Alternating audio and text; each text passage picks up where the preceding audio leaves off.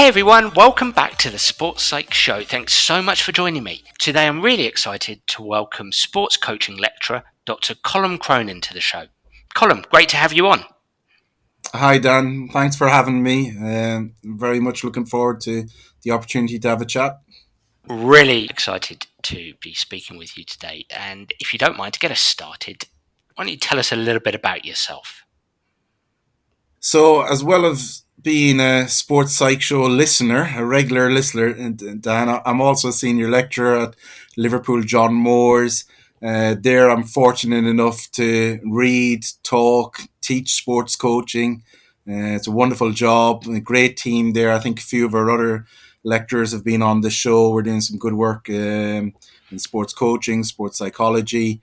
Um, and there I lead our masters in sports coaching, and it's quite an interesting masters because it's multidisciplinary. So that again means, as a coaching researcher, I'm kind of interested in psychological perspectives, but I also delve into kind of philosophical perspectives on coaching and learning, pedagogical perspectives. So we're looking at learning and maybe what we can see the coach-athlete relationship as a learning relationship.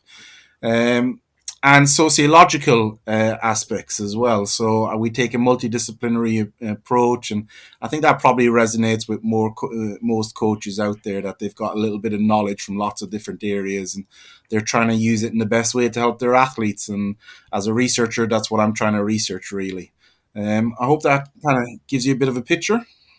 Yeah, absolutely. A broad range of coaching interests, and as you mentioned, I mean, Liverpool John Moores is such a hotbed of talented lecturers and researchers and practitioners. It's always a delight to have somebody on the show from Liverpool John Moores.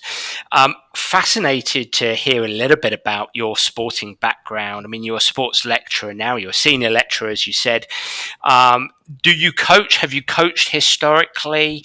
Have you played lots of sport? Give us a little bit of background with regard your sporting participation and coaching.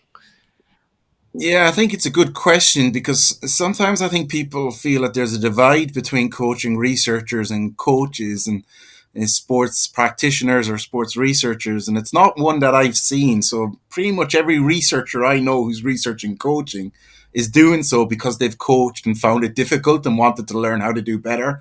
And that's where I am. So my sporting background is a very distinctly average basketball player. uh, Got into basketball when I was about 12 or 13 in Cork in the mid 90s, and in Ireland, basketball was growing. It was a good sport.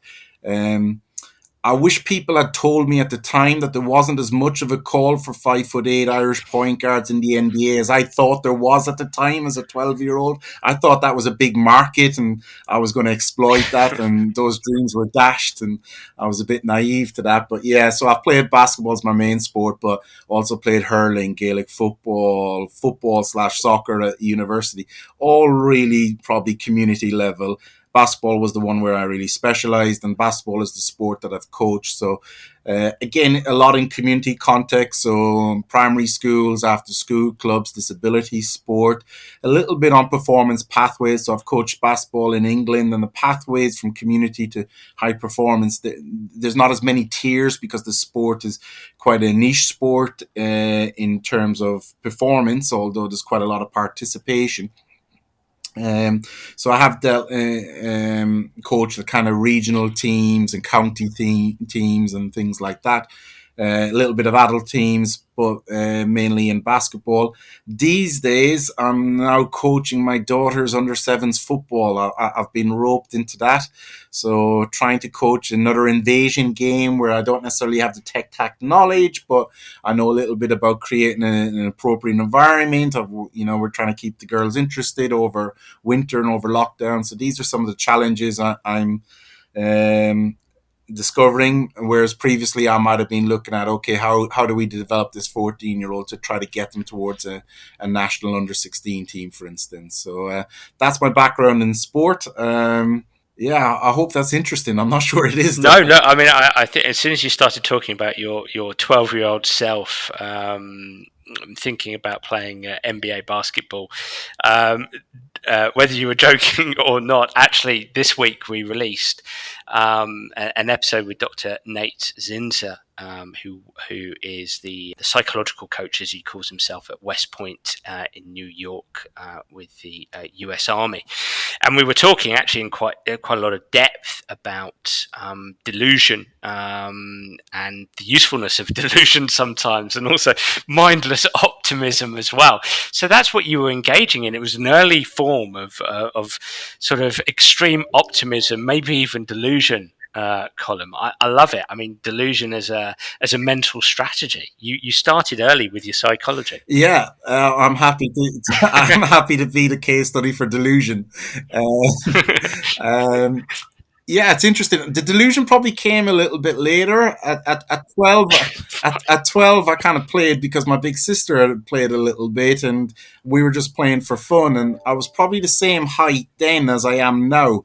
Um, so gradually, as I moved up from an under 14s to a 16s to an 18s, I gradually moved from being the center, the tall person near the basket, to being the forward, the middle height person, to eventually being the point guard, which was the small person in between. Right. So, the delusion probably came later, naivety right there. But it's been, it's given me a great life, a wonderful sport, lots of friends, health, skills, confidence, helped me travel.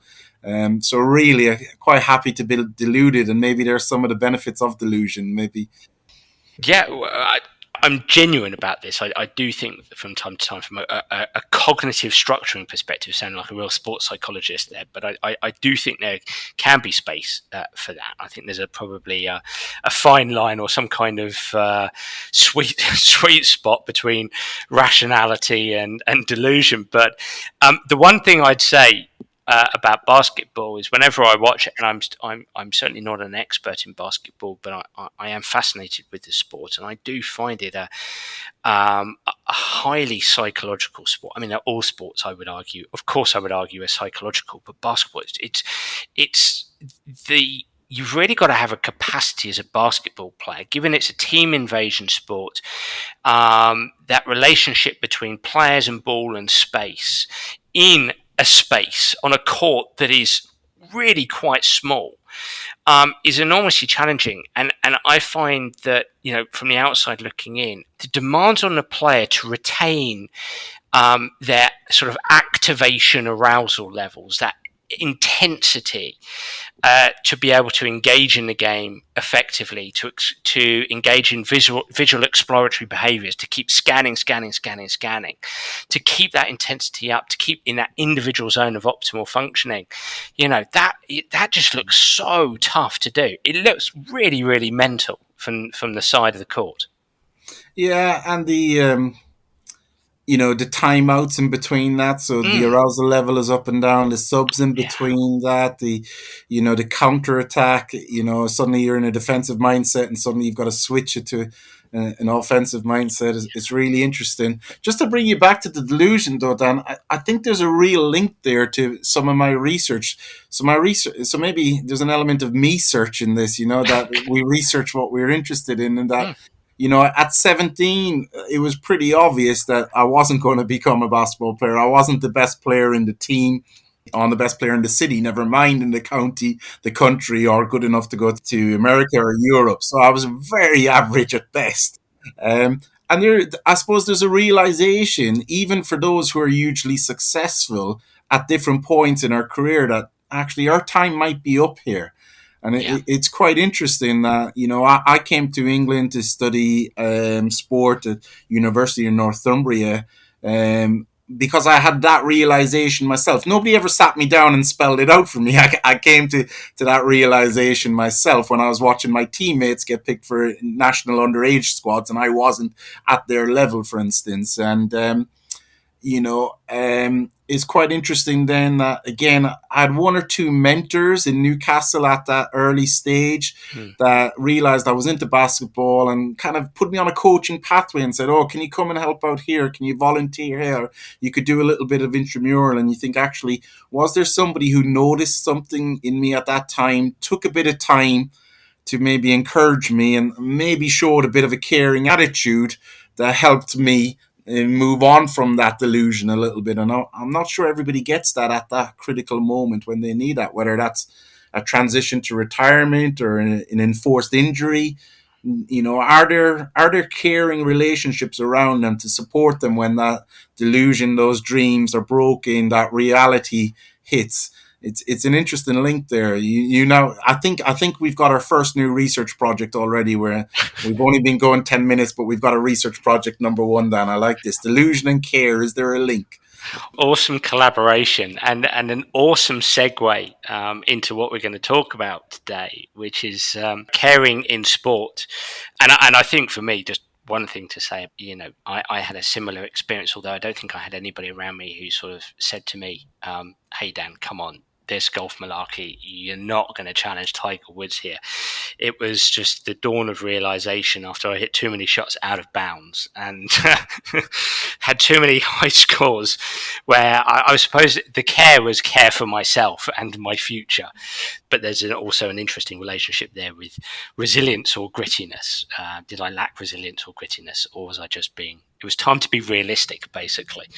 But listen, care in sport, that's where you spend a lot of your research life. We're here today to talk about a brilliant book that you've authored. Give us a bit of a background as to your interest in care in sport, and maybe as you're doing that, you might actually define what care in sport is. They don't necessarily, those two words, care and sport, go hand in hand from a popular viewpoint. So talk to me a little bit about your background and what care in sport is. Yeah, I think your point about them not going hand in hand or not being natural bedfellows, let's say, here, I think that's really good, because I didn't set out to research care in sport at Mm. all.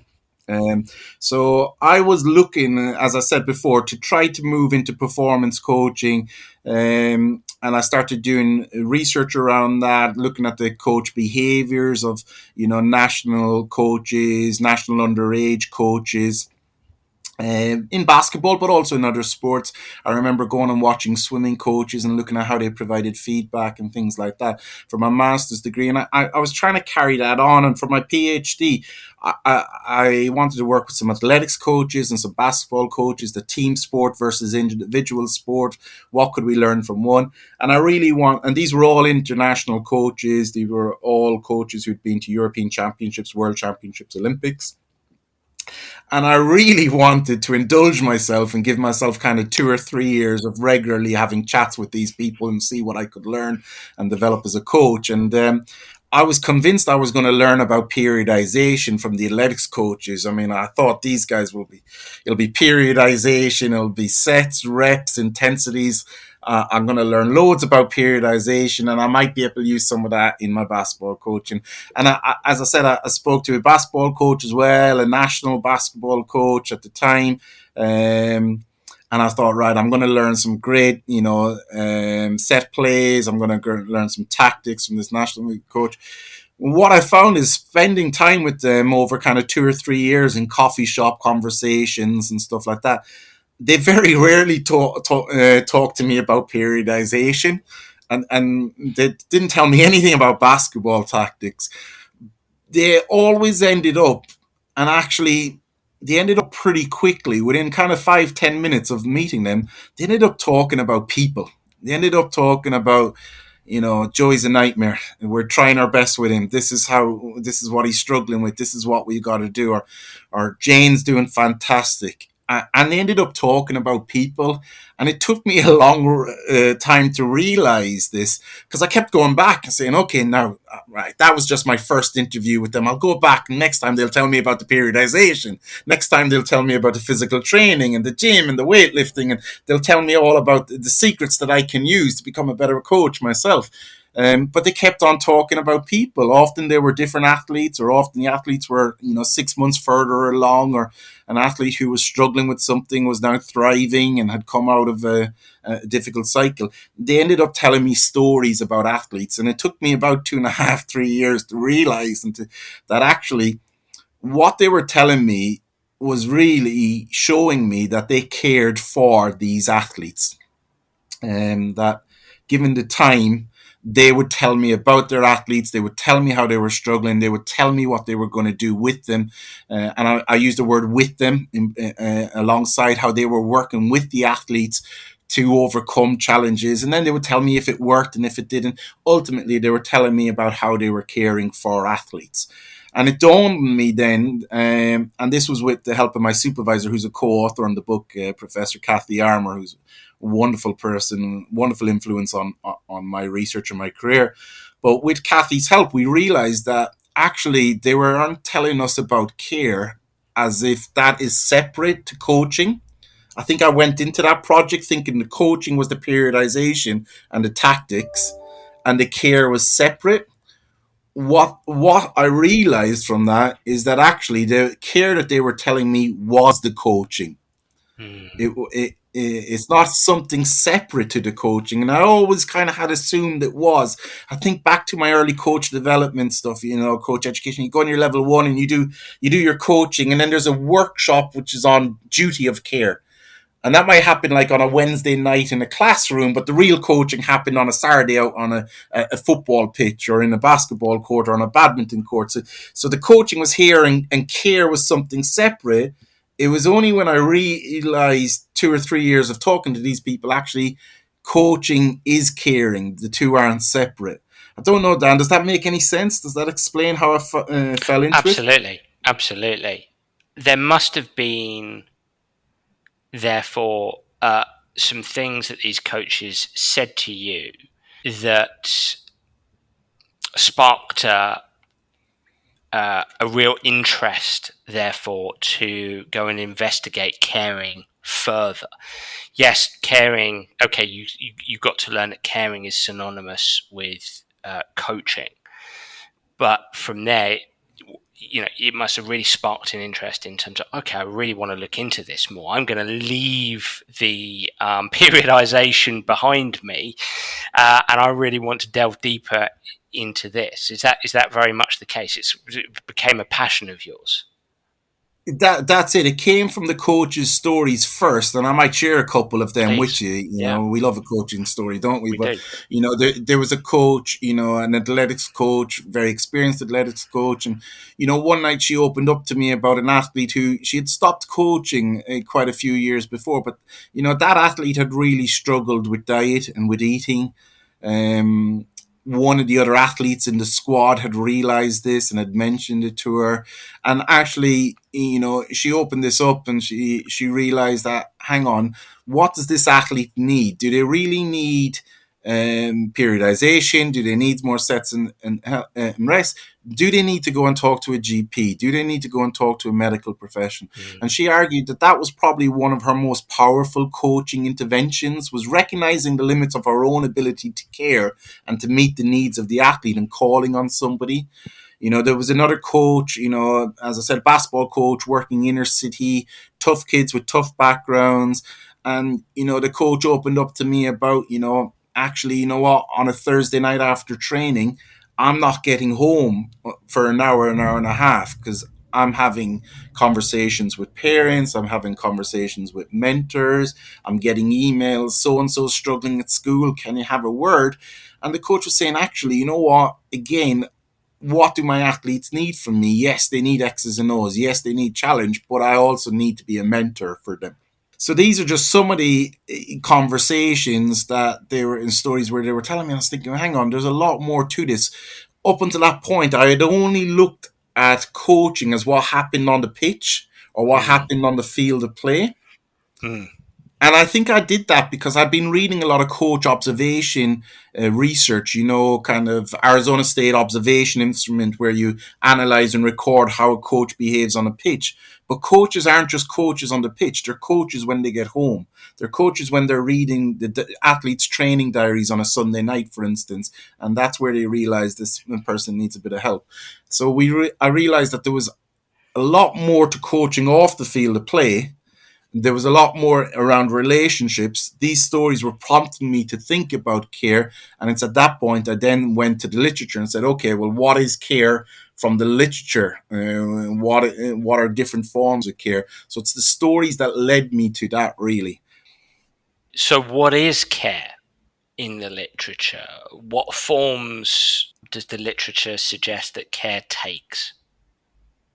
So again, this is a great question, and I suppose one of the important things here is to look at, again, it probably goes back to what I mentioned about our master's degree at John Moores. We look at coaching from multiple disciplines. So I went and looked at care from multiple perspectives, Mm, multiple literatures. So, one of the first literature I came across was kind of an existential philosophy. So a philosopher, Heidegger, a German philosopher, yep. um, talks about care as being a fundamental part of being human. So I won't go too deep into the philosophy here, but Heidegger talks about, well, what does it mean to be human? Well, we're only human within the world. So the world exists before we're born. The Mm, world exists after us. We only ever experience it in between. So in between those periods, and they're essential parts of being human. We will be born and we will die. In between those parts, we choose as to what we direct our attention towards, and that's an element of care. And I think that really moved me away from this kind of everyday conversation of somebody does or doesn't care. Straight away, that philosophy moved me on and thought, that's not really a helpful question. Does somebody care? A more helpful question is, what do they care about? mm, So the coach who turns up on a Tuesday night, they obviously care about something because it's raining. They're probably a volunteer. It's dark. What do they care about? Do they care about the children? Do they care for the children at that grassroots session? Or do they care about winning? Or do they care about their own career? So it moves us on from this idea of we don't care or we do care, and starts making us think about, okay, how and what do we care about?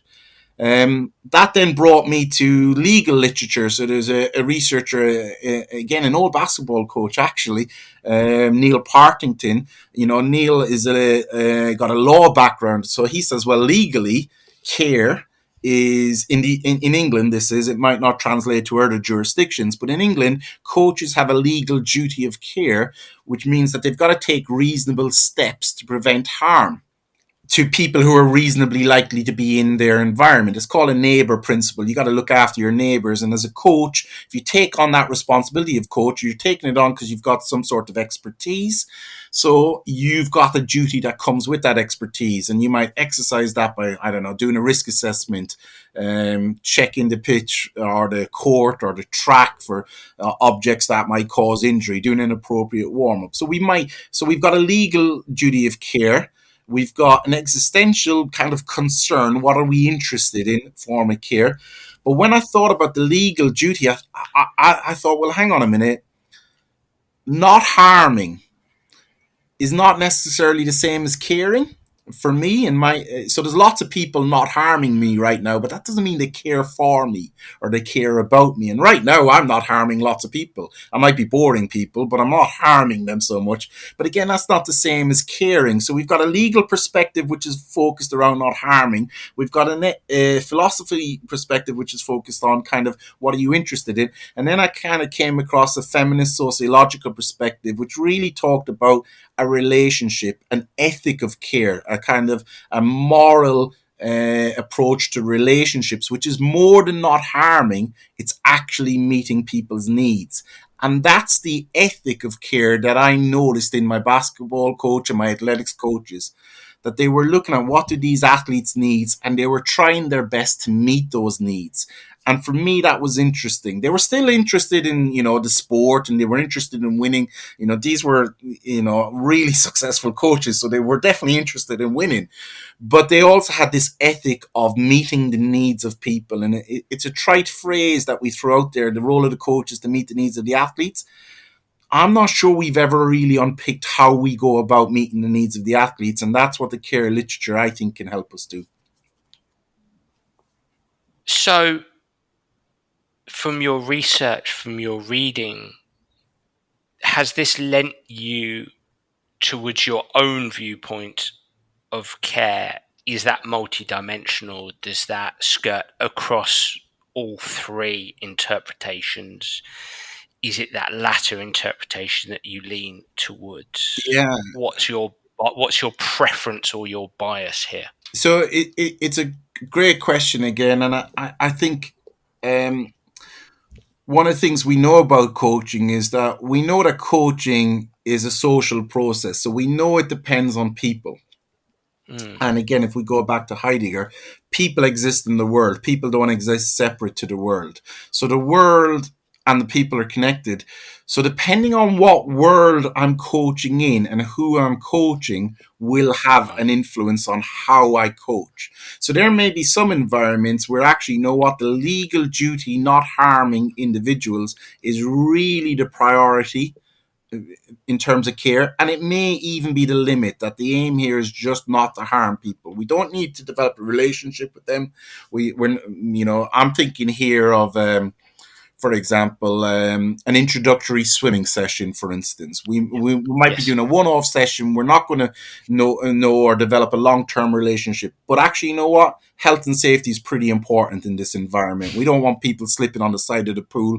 We don't want people being embarrassed about their bodies, for instance, or shamed. So we've got a legal duty to protect them and to make sure that their first experience of swimming does not come to harm. And if we can have a more positive experience than that, that's great. But our first one is our legal duty. So that's maybe an example. But there's also coaches out there, again, who might be, I don't know, working with a 12-year-old gymnast training 10 to 20 hours a week, you know, a golfer Mm. who's, you know, training 30 hours a week. Those guys are always on the course, as you well know. Yep. You know, so actually, for that 14-year-old gymnast, they might be spending more time with that coach than any other adult in their week. And they might be planning to do that for the next 6 years to go to an Olympics, for instance. Well, actually, in that case, yes, we definitely want our legal duty to be in place. We don't want these gymnasts being harmed.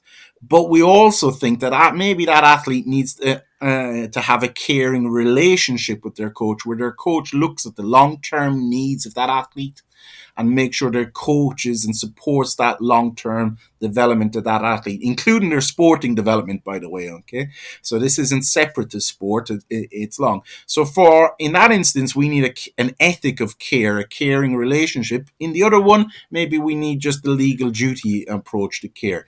Um, does that kind of help explain how this Yeah. becomes really complex, and it depends on who you're caring for and where, as to how we might go about care? It does, and I'm hearing you say these three sources, if you like, or three explanations is probably a better term for it. What am I interested in? What am I interested in caring about? The no harm explanation and the meeting the needs of the person in front of you, or the people in front of you. And it makes me want to ask you, therefore, can care ever be completely transactional?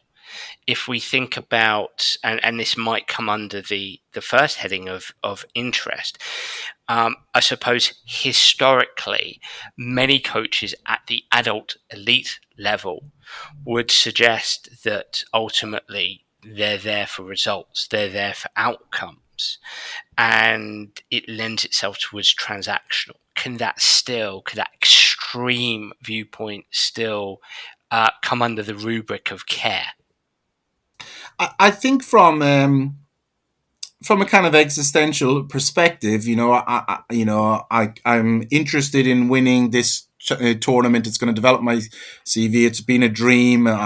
Maybe I've deluded myself that we can win it for years. And you know what? So a coach comes in and says that, and guess what? So does an athlete. So we have kind of a shared interest in winning this tournament, for instance, or whatever. So they're both concerned with winning. They're both concerned with the focus. But I think what's missing there is a caring relationship then. Because a caring relationship for me is focused on meeting the needs of the cared for, rather than necessarily the interests or the concerns that they have. The other thing about a caring relationship is it goes both ways.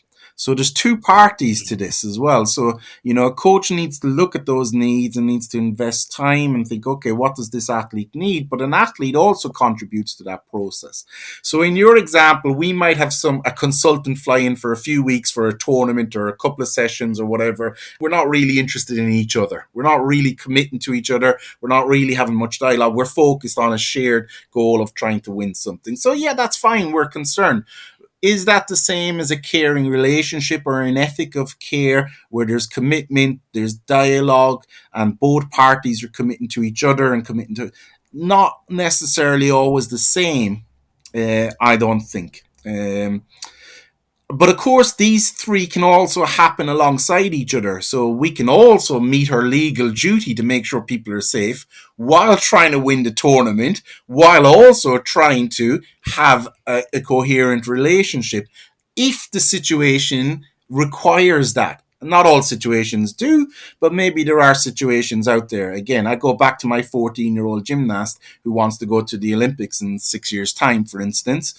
Well, you know what? We probably need to win some national championships. We probably also need to develop you as an individual. So let's work together on our partnership. And of course, we need to keep you safe. So we can have all three forms going on at the same time in that scenario as well. So these don't have to be competing. It doesn't have to be either or. It needs coaches to think about what situation am I in, who am I working with, and to reflect on that and to consider, right, what is the best approach here. Is care always soft and sensitive? It's a great question, Dan, and it's probably one that I've not helped because some of the examples I've given about you know, the the coach who stays behind and mentors the athletes who are struggling in school, for instance. We can imagine that nice, soft coach taking a holistic development. For me, that isn't the definition of care. The definition of care is focusing on needs. It's a needs-based relationship. And if those needs require a soft, mentoring, supportive environment, then great. Yeah, that's care because it's focusing on needs. But sometimes athletes who want to go to the Olympics might need a tough session. They might need to push lactate thresholds. They might need to work at high intensities. So that means we need to plan a tough session. But to make it a caring relationship, it's about working on those athletes' needs. And I think that brings up the more interesting question then is how do we know what the athlete needs? And again, that I think moves us on from thinking about is somebody caring or is somebody not, to almost actually, well, how do we care and how do we know we are caring? So I think that's a really interesting question around how do we know what the needs are and how do we meet those needs? Well, let's explore that. Yeah, well, the literature, so Noddings is the key care theorist, the kind of feminist sociological perspective. Noddings talks about two types of needs. She talks about inferred needs, and I suspect coaches do this all the time. So this isn't extra work that I'm trying to give coaches here. I think inferred needs is when a coach observes or considers or thinks about what does an athlete need, and then Noddings talks about, okay, how do we do that? Well, we pay attention, not just a fleeting glance. We put sustained observation or in there. We watch purposefully. So our noticing skills are key here. And we might watch over time and we might realize, actually, you know what? Joey needs to work on his left foot in football, or Jane needs to work on her tumble turns, or Jeff is struggling with his diet and his recovery post gym sessions, whatever it is. So we need to observe. And I think most coaches are doing that. And then most coaches, again, out there are probably acting on those needs and trying to care for the athlete. But what Noddings also says is that inferred needs are fine, but expressed needs can be more powerful. So instead of us watching Joey, have we ever thought about going up to him and saying, is there anything you think you need to work on? What area of your game do you need to develop? And this is where care can be a really good performance development tool.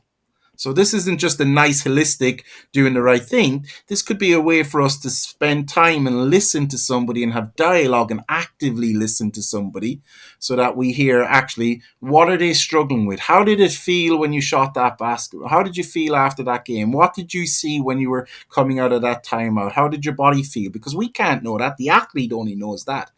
They only know how they feel. We can guess, we can infer, but actually it's maybe more powerful than for them to express those needs. And I think that really is maybe something I would challenge coaches to say, actually, have a think.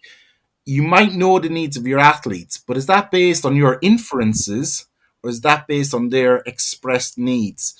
Because those two things might be slightly different. I don't know, Dan, have you got any thoughts on that idea of dialogue? Well, yeah. I think it's fascinating, and it makes me think. I don't know if I'm going to have a question here, but it would be interesting to get your comment on this. The importance of exploring expressed needs must surely must surely be dependent on other factors, such as, let's say, your motivational climate. Surely there's a range of environmental factors that are going to influence how the athlete, the person, responds to your curiousness, your inquisitiveness as a coach. If you have an environment, or if you've created an environment that's perhaps not an open one, or is more controlled and top down rather than autonomy supportive, let's say historically, or has a tendency towards controlled top down coaching, where you're just observing and you're giving based on your inferred needs, I suppose, then getting an authentic answer from a person, an athlete, that might not happen. That may be a struggle. Couldn't agree more, Dan. And again, we know that from lots of different literature. So again, from psychology, we know around an ego environment, for instance, who's going to open up and say, I'm weak about this, I'm struggling with this. We know from research from Goffman's research, for example, in sociology around how people put on a front and they don't want it. But backstage, they might be really struggling with something, but front stage, they put on that front and, I'm ego. And, again, we know from sociological work. So here I'm thinking, Robin Jones, Chris Cushing, Kathy Armour's early work on coaching and sociology. We've got hyper masculine environments where it's about winning. It's about being the alpha male, potentially. It's about being aggressive. Well, in that environment, the coach is a powerful person in that environment who can determine people's careers. In that environment, are people going to open up? Are people going to say, this is what I'm struggling with, this is what I need help, if they know that that's going to be used against them when it comes to selection? So yeah, you got sociological and the psychological literature that says here that we need to really look at that climate and whether that climate enables and that culture enables people to open up. More broadly, that goes back to some of Nodding's early work, where she was coming at this from a feminist sociological perspective, and she really argued that, care is a form of labor which is undervalued, and that the values that are often rewarded are about being powerful, authoritarian, cold, and detached. Mm. But here's the paradox. To help somebody to develop, I need to listen to find out what they're struggling with. And I need them to trust me and know that I'm on their side. Now, are we going to get a relationship if I adopt those cold, detached, authoritarian behaviors? So the very behaviors that we often value, particularly in high performance sport, cold, detached, ruthless, they actually undermine the ability to develop a caring relationship where we can share what we're struggling on and where we can agree to work together and develop. So we have this paradox that the climate is actually undercutting what would help somebody flourish. And most worryingly, I'm on my soapbox now, Dan. I hope you bear with me. Most worryingly, I think this happens the more you go up the high performance spectrum. Yeah. We have this impression of the performance director as cold and detached. Well, actually, we probably need performance directors who can listen and who are paying attention to athletes, and who athletes feel they can come and share and get some support so that they can develop. Because at that level, those athletes want to win. That's not a problem. But we need to create environments where they feel comfortable opening up and saying, this is what I'm struggling, this is the support I need. Can we work together and put something in place? Now, the athlete doesn't always know best, so there's still a role for the coach to contribute to that. That's the reason why the coach is the power. But we need to look at that climate and think, actually, is this climate undercutting our ability to understand our athletes' needs and to work with them to meet those needs? So I think you've got a great point there. Listening to you, it makes me think the socio-historical context of coaching is this obsession with aligning competence with distance. For me to demonstrate competence or to be competent, I have to retain a sense of distance from the athlete, a sense of coldness. I can't be, let's say a lot of coaches will talk about, I can't be friends with the athlete. And obviously at the adult elite level, there may be, one is striving to develop a coach athlete relationship that is a professional relationship. But it's always struck me that many coaches, not all, but many coaches tend to talk in terms of competence requires distance rather than closeness. Whereas in a lot of research, whether it's listening to you, whether it's listening to Professor Sophia Jowett, Sergio Laro Bercial, and his work on elite coaches, amongst many others, that actually competence requires closeness, because without closeness, we can't get to understand the needs of the athlete. And for us to care about the athlete, the person, we require that information. We require that closeness of relationship. No question, mate, just a thought.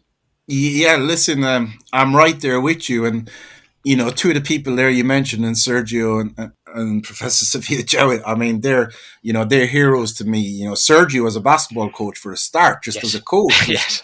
fantastic coach. I don't think I've ever said this to them, but and again, I don't know Sophia very well, but an academic hero. So her work on coach athlete relationships. So I would be in and around that area. I think maybe if I can give you an example and then maybe an explanation as to why I would be in and around that area.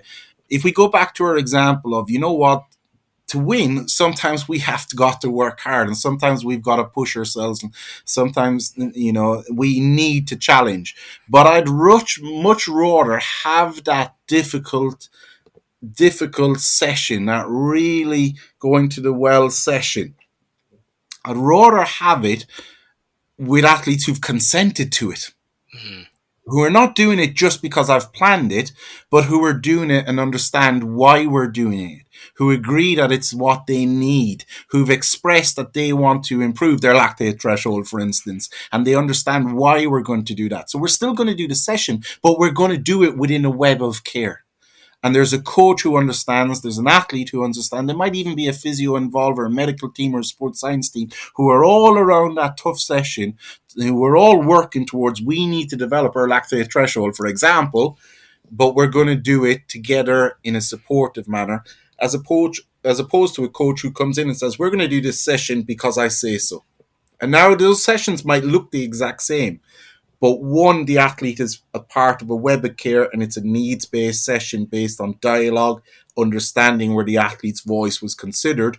And one might be the exact same session, but it's based on fear and power and dictatorial, the coach, and I'm afraid of the coach, or the ego of the coach, and I can't have that. So the sessions might look in the actual sets and reps might be very similar, but one is in a caring climate, a caring culture. And I think that's where we need to get to: consent, dialogue, understanding. And guess what? I think in that environment, the athlete will try even harder because they know why they're doing it. They know it's in their best interest. They know everybody's around them helping them to do it. Effort, energy, and attitude mediated by a display of care. And as you're speaking there, you used the term sports science. And I know in a chapter of the book, you talk about technology in caring and how caring can be demonstrated through the use of technology. And you've got an interesting case study in the book as well. So I don't know if you want to speak to that a little bit. Yeah, so this goes to a broader point. So if we jump back a little bit on this idea that care is undervalued, and again, listeners might recognize this. This is maybe a UK based example, but we undervalue in the UK. We undervalue nurses. We undervalue in economic terms nurses, let's say, or we undervalue nursery teachers, primary school teachers. There's a stereotype: the professor is cold, detached, and scientific, and they get paid more. The doctor is cold, detached, scientific; they get paid more than the nurse. And if you think about that stereotype of a nurse, what does a nurse do? They observe intently, regularly, pay attention. They have dialogue, and then they act in the patient's best interest. That's care. So let's have coaches doing that. But generally in society, we tend to undervalue those skills. We tend to undervalue that care, and we tend to prioritize and value technology, objectivity, distance, cold, detached decision making. And I think competence, isn't it? Competence rather than relationships. And I think we see a little bit of this in sports science, where again we emphasize objectivity, rationality, data, evidence, judgments. Well, actually, you know what? Sports scientists are really well placed to care for athletes, and some of them are probably doing it really well. Think of the performance analyst. Their job is literally to observe athletes. Who's best placed to talk about what an athlete needs? Yep. But do we actually go to the sports scientists, and do we actually say, the performance analyst, and say, what do you think this athlete needs? Or does the sports scientist get bogged down in data and forget the purpose, that actually they're there to care for somebody, find out their needs, and contribute to meeting those needs? Think about the S&C coach, the gym environment. You're away from the head coach or the manager who's in charge of selection. Great, you're working in twos or threes or around the station. We can have dialogue. We can observe. We can listen. Okay, can we use and develop relationships there? So maybe for management reasons and selection reasons, maybe we don't want a head coach to have those caring relationships, but maybe we can have the assistant coaches or the S&C coaches. Maybe they can use their technology, all the wellness scores and stuff like that. But as well as doing the wellness score, can you look in somebody's eye when they fill it in and see if they're tired? Can you ask them how their day was? So are there other people around that environment that can observe, that can look out for athletes, and can look at what do these athletes needs, and then start really prompting conversations about how do we meet those needs? Data comes loaded with meaning, and it's the interpretation of that meaning, and it's the usage of that data and meaning. That's kind of what I'm hearing you say.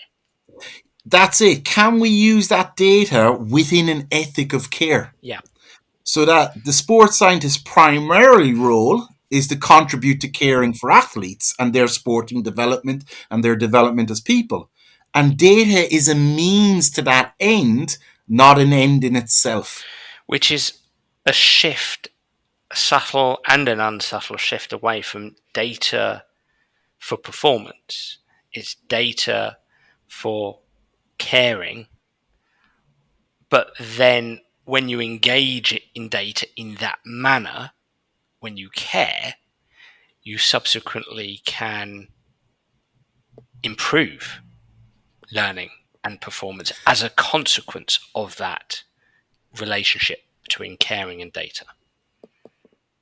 So you've hit the nail on the head, and you've summarized it way better than I have, Dan. So, but I'll reiterate it in a clumsy term. But I think you're right here in that what I'm saying is that actually we can care for our athletes because it's the right thing to do. It's a moral thing to do. We also have a legal duty, which we talked about earlier.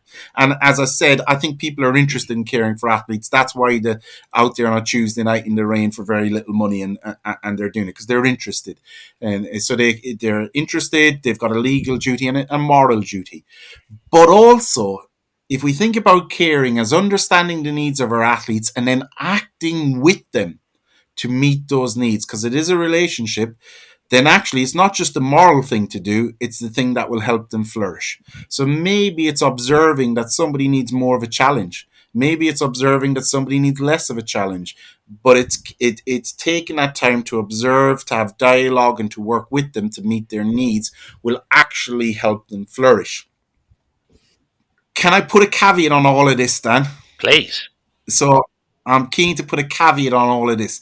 So this is the type of thing those coaches right at the start were telling me is that I studied as part of the PhD. They were observing, they were listening, and then they were acting. And that was helping the athletes grow as people, but also helping them grow as performers. Because the coaches were working on the athletes' needs and they were working with the athletes. The athletes had relationships that they shared stuff with them. So the coaches were more knowledgeable because they knew how the athletes felt. And a coach can never know how an athlete feels. There's only one person who knows that. It's the athlete, and we need a dialogue for that athlete to express it. But we've got my research, which is based on coaches telling me this. We've got other research, so US college sport, where people like Leslie Fisher, Laurie Gano-Overway, sports psychologists there. They've interviewed coaches, they've surveyed coaches of how do they develop caring relationships. So they have dinner, they listen to their athletes, they have open door policies, they take time to observe and stuff. So we've got surveys of coaches telling us this. We've got case studies of coaches in Sweden. We've got case studies of coaches in Australia telling us this. We also have probably about 6, 7, 8 examples of athletes telling us this, but we've got very little intervention data telling us that this works. That's using care as a theory. So we do need to do more research on this. I want to put that caveat in there, but it looks from the coaches' interviews and it looks from the athletes' perspectives that when they work together and focus on the athletes' needs, that it helps them to flourish. But as I say, we need more research in this area. So that's research project number 2, Dan, from me and you, yeah? Absolutely, mate. Can you overly care? I think care can be a real labor. And I use that term on purpose because, as I said, it's a labor that's undervalued, it's overlooked. We undervalue the actually observing and listening to athletes and their needs and then working in those needs and working with them. But you know what? If it's labor, it's tiring. And again, Mm. Everybody will notice. I mean, it's tiring at home. We care for our family, but it's tiring at times to, listen to somebody who's had a tough day. It's tiring to, do something nice for somebody. You might see that they need a bit of help, but you're too tired yourself to go and do it. So it is a form of labor. And I'm asking coaches to think about athletes' needs and meet those needs. Well, actually, you know what? Coaches are pretty much under pressure at the moment. They're working in changing contexts with different people, social and different contexts. Some of them are working across participation and grassroots and performance environments. They're often underpaid. Majority of coaches in the UK are volunteer, so they've got other jobs on. And I'm asking them to do multidisciplinary knowledge because they've got to know physiology and psychology and sociology. And now I'm chucking philosophy at them. So they're under pressure at the moment. So I think 2 things out of this. One, we've got to think about who can share that care burden. So if care is coaching and if it's labor, and everybody knows it's labor because often we're too tired to listen to somebody or to do something for somebody. We've all got that feeling. Well, who else can share that burden? Can it be the assistant coach? Can it be the S&C coach? Can it be a physio? Can it be a parent? We got 5 parents at the sideline. Can each one of them just watch 2 kids each, and give a little bit of information to the coach at the end? So that observation, that sustained attention is maybe outsourced a little bit, So can we share that burden? But also, who is caring for the coach who's doing this labor? Remember? So it's emotional labor. It's not just about putting out cones or blowing a whistle or it's emotional labor, listening to athletes, thinking about their needs. working with them, having dialogue, genuine, authentic dialogue where you're interested in what they say. You're not just waiting for your turn to say what you think. You're actually listening. So authentic dialogue, that takes hard emotional labor. So who is caring for the coach? And I think that's a real issue. I don't know if you agree, if you've had similar experiences. I completely agree, and I don't have a simple answer. I think sometimes when I speak to coaches, uh, a straightforward answer is often you're not going to get this right all the time, and you're not going to have time for everybody all the time, and you're not going to always have the resources to be able to do the things that you want to do all the time, and you have to forgive yourself for that. That almost feels like an underpinning kind of philosophy of you've got to care for others, you've got to care for yourself first, and it would be useful to understand that you're not going to get this right all the time. You're not going to be able to care for everybody all the time in the manner that you'd like to. I think that's so often an initial start of a conversation there. Yeah, and I'm going to own up to a confession here now, Dan. So, we wrote the book, as I said, with my supervisor on the back of the PhD.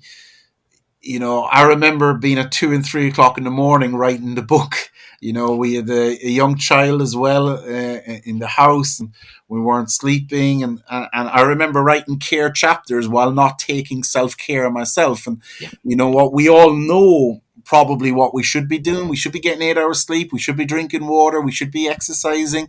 We should be having more greens. So we know some of this stuff. So I go back to Heidegger. We only exist in the world. So we have to think about how is the world around us enabling or thwarting that? Because I think we know we should be doing that stuff. Yeah. So when I think of care for coaches, I tend to move it from the individual because I think we have research on the individual. As I said, we know we should get 8 hours sleep. Okay. But how is the environment around that enabling the coach to do that or not? I did some work with Dr. Colum Hickey, who's based in Switzerland, around kind of cultures and organization around coaches. And I go back to some of the Goffman stuff earlier on. The coach has to be this confident leader, seeming in control. That's what we expect. So who in the environment can they turn to? Who's looking out for that coach? Because they're putting on a front a lot of the time.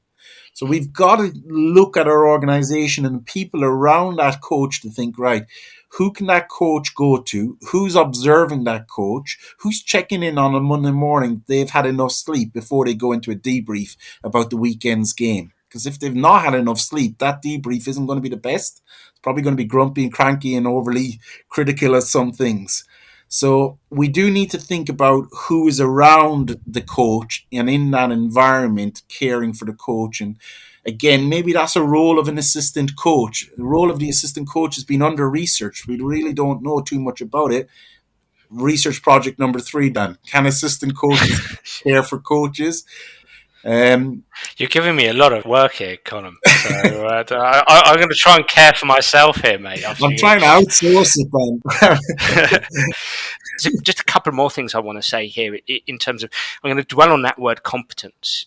I am a big believer of coach as a competent person. I believe in expertise. I believe in explicit direct instruction as much as I do autonomy supportive coaching. I really, really do. And I believe in autonomy supportive coaching big time and all the skills that we've spoken about today. So I think there needs to be a balance here between competence and collaboration, though. And I think I think what I'm trying to say here is that I'm a believer in competence, but I also recognize that even the most competent of coach, the person who has an encyclopedic knowledge of principles of play and game models and how to help players improve, is a pedagogical expert, right? Is brilliant at direct instruction. Even that person may have to give way to collaborative, autonomy supportive environments, if for no other reason than giving themselves some space for well-being, for welfare, for caring for themselves. Does that does that make sense? It does. I think what you're saying is that the coach can't or shouldn't try to do everything, even just for their own well being, you Yeah, know, um, their own health. But also, again, there's probably a performance element here that of actually course, probably helps your athlete better if you don't try to do everything of yourself. course, of Um, course. so if I can just maybe clarify a little bit around this collaboration. So the coach is usually, not always, but usually the most powerful person in that relationship. Mm. Um, and power is dynamic. It can change over time, so Yes. that can change definitely, but let's say that the coach has some power in that relationship, and unfortunately in sports sometimes that power is there because of their reputation or because of they were a great player, but in theory they are powerful because they have expertise. Mm. So I wouldn't try to deny the expertise of the coach because it is a relationship. There's two parties here. It's not Yep. the athlete in control. It's the expertise of the coach alongside the expertise of the athlete, because the athlete does have knowledge that the coach can't have. And you know what? The coach has knowledge that the athlete can't have. So if we think of, I don't know, a golfer, for instance, well, a golfer, and I'm the worst golfer ever, Dan, okay? I'm worse at the golf than I was at the basketball, and we've already explained I was terrible at that, okay? But, the golfer isn't watching herself. The coach is watching. The golfer hasn't got the experience that the coach has. So the coach has got knowledge that the golfer doesn't have. But you know what? The golfer knows how it felt for her. And the coach can guess. And this is where Noddings, the theorist, this is where Noddings had a kind of funny perspective on empathy. We think empathy is good, this idea of how would I feel if I was that golfer struggling to, on the 17th after a bad 16th and 15th. Well, Noddings says actually that's not the question we should be asking. It's not how would I feel, it's how does she feel? Mm. Because that's the person whose needs we're trying to Mm. meet. So it's not about my needs. And she is the best person to tell me how she Mm. feels at that time. So she's got expertise that I don't have. But of course, the golf coach, who's very experienced, knows the biomechanical elements of the swing. They've got experience that the golfer doesn't has, and they've got perspective that the golfer doesn't have. So that's why it's a collaboration. Both parties know something that the other doesn't. And that's why it's worth listening to the coach, but it's why worth listening to the golfer. And that's what a caring relationship is. It's two-way then. And sorry, one last point. I'm going on here, but let me hammer this home. If the coach has to focus on the needs of the golfer, for instance, and if it's a relationship, you know what? The golfer also has to give something to that relationship too, because it's both ways. Yeah. That might be listening. That might be taking the time to have the coffee shop conversation and opening up. That might be going away and practicing the stuff that the coach recommended. So both parties have got to contribute to the caring relationship, because if they're not, it's no longer care. It's one party dominating the other. So it's got to be both sides contributing. I completely agree. And I think that collaboration piece, this is where the collaboration piece is so important. And when I talk about coaching competence, I want to be clear here. I understand coaching competence includes effective autonomy supportive pedagogical processes. I know that. I get that. And I'm not suggesting for 1 second that competent coaches are those who just deliver explicit instruction. I think as you're speaking, I'm thinking about, let's say, my experience in the world of elite soccer.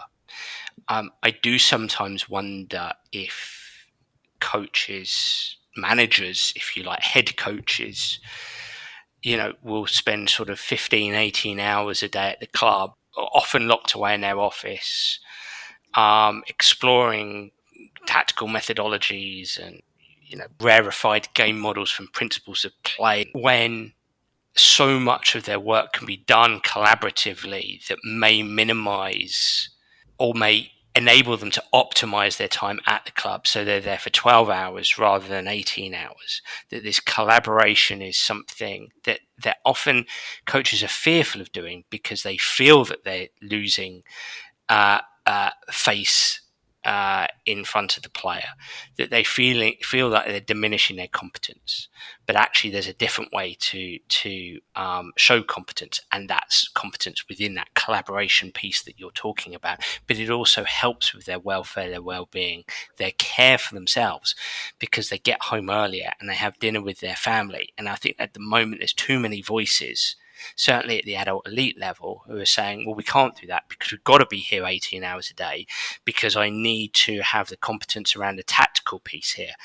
And I actually just wonder if actually the exploration, collaboratively exploring different lenses, is the fast track, optimal, healthy and safe approach here, rather than that all encompassing 18 hours a day. Does my ramble make sense? it no, your ramble makes really good sense, and we've got a care for coaches project underway with UK coaching. We've got a survey. I might tweet it out later to people as well, or and maybe you could share that to find out Please. how coaches have felt cared for and find out examples of when they've received care and what's worked for with them. So we might get an empirical answer to your ramble, in a few months time. So I will put that out there, but I like where you're going with it, because the reason why I like it is those coaches who are at the training ground 16, 18 hours a day, they're doing that because they care, but they're probably spending 16, 18 hours trying to infer the needs of the athlete. What is it we need tactically? Trying to solve that, meet those needs of the athletes. We're maybe moving from inferred needs, where you're trying to work it out basically on your own or as a coaching team, moving from an inferred need to, hang on, let's bring them in. Let's shortcut this and move from inferred needs to expressed needs. What do you guys think we're working? What did you guys think we were struggling with? How can you go about that? Okay, can you go and work on that? That might shortcut the process, but it actually might lead to a more powerful session as well, because it's based on nothing's expressed needs, where the athletes have had a voice and an opinion. You've got better data. You've got better data to base your practice on, rather than looking purely at inferred needs of us standing at the side, observing, trying to do all that work ourselves without involving them. Are we getting to the same place, do you think? I think we finished at the same place. I think we're there. We've got our 3 projects in the pipeline. Colum, that was awesome stuff. Just so fascinating. And look, I know you will have tapped the interest of the Sports Psych Show audience. What's the title of your book? How can people get hold of it? And then how can people follow you on social media and get in contact with you? Title of the book is Care in Sports Coaching. Myself and Professor Kathleen Armour. Published by Routledge, so you can get it on the website or Amazon, or maybe you can go down to your local book seller and ask them to get a copy and send some money their way as well. That might be something useful to do. In terms of getting in touch with me, I'm at Colum Cronin on Twitter. Not too controversial or exciting, basically. But the name was available, so I took it. So at Colum Cronin on Twitter. LJMU, Liverpool John Moores. If you search my name in there, you'll find my email address. What you'll also find in there is you'll find publications, and I publish papers regularly, and through the LJMU website, we put up open access publications when we can, so you can find articles. But honestly, get in touch, and I'd love to share research on care and coaching with the listeners out there. Fantastic. Colum, I can't thank you enough for your time, mate. Thanks so much. Well, everybody, I really enjoyed that podcast, and I'd love to hear what you, the listener, think. So please do get in touch via Twitter or Facebook, or through my website, danabrahams.com, to tell me what you think of the Sports Psych Show. And if you do have any suggestions, I'd be delighted to hear them. I'm already looking forward to next week's episode. Bye for now.